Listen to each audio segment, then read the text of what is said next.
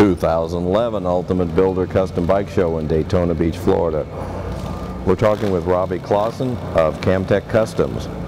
Robbie's brought us a freestyle class bike, and this is a winner from Greenville.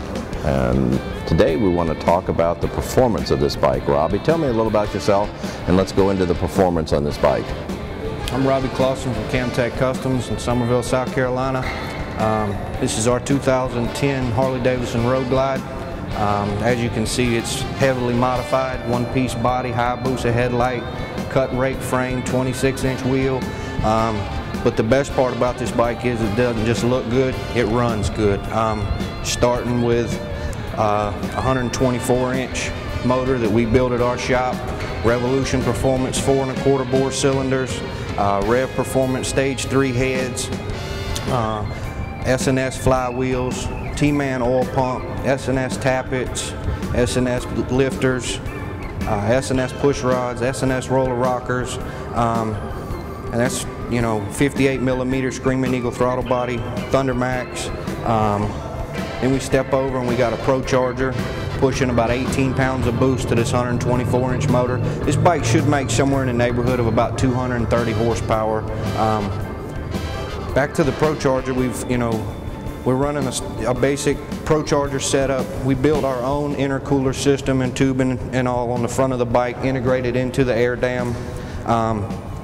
That's pushing the air in, and then pushing the air out is a D&D pipe that we've modified, turned down in the back to clear the saddlebags because it's all closed in the back.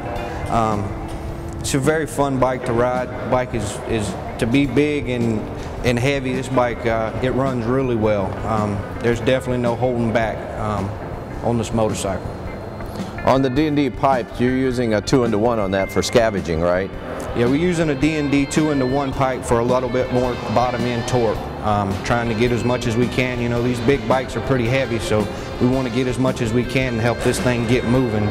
Between the low end torque that you get from the D&D 2-in-1 and the Pro Charger, it moves, it gets out pretty good.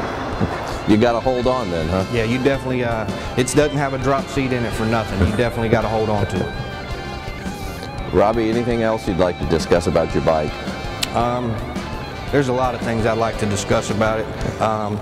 Number one, for the bike, I would just like to thank everybody at our shop for what they do and how we do things, and I'd like to thank everybody that was a part in building this bike and putting this bike together. Let's take just a moment before we end and tell me about your experience at the Ultimate Builder in Greenville. We took this bike and our Dyna to the Greenville show, and we was a little skeptical when we got there. We had to go in the freestyle class with this bike. Is that because you'd modified the frame? Right, because it's cut and raked and got a 26 on it. If we would have not cut it and just had a 21 or a 23, we could have went in the modified Harley class.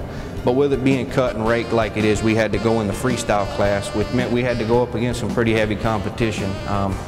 Some pretty wild rigid frames and some pretty nasty little choppers.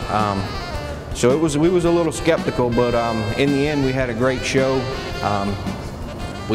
We couldn't have asked to have a better group of guys to welcome us in and show us around and what they do and how they do things. And by far, we won the show, which was, man, that was a blessing in disguise. Now, with this show, you're able to stand by your bike and talk to customers and stuff like that, hand out business cards. How did that go? It went really well. We've gotten, I would say probably, that was 2 weeks ago, and within a 2 weeks time, I've probably received, I don't know, anywhere from 10 to 15 phone calls from people that we talked to in Greenville. Robbie, appreciate you taking time for this interview. Thank you.